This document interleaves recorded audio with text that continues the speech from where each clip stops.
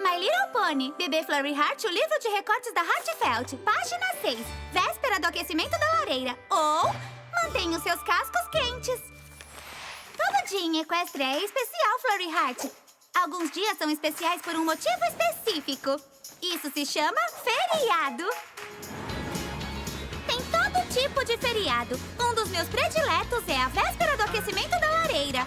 É um dia em que os pôneis compram presentes para os outros pôneis, compartilham coisas doces deliciosas, cantam canções e é simplesmente o máximo. Mas comemora uma coisa muito, muito séria.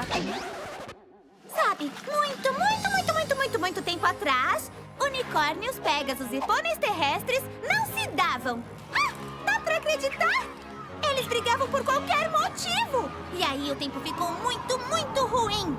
O que eles não perceberam era que o tempo ruim foi causado por Windigos. Monstros de vento assustadores que se alimentavam da raiva e a transformavam em frio e neve. Eles quase congelaram todos os pôneis lá mesmo. Mas os pôneis terrestres, os unicórnios e os pégasos se encolheram em uma lareira minúscula para se aquecerem e começaram a cantar e contar histórias. Eles perceberam que não eram tão diferentes. A amizade deles os aqueceu a terra e espantou os velhos e mesquinhos Windigos. Todos resolveram morar juntos e dar ao local o nome de Equestria. É onde eles vivem agora.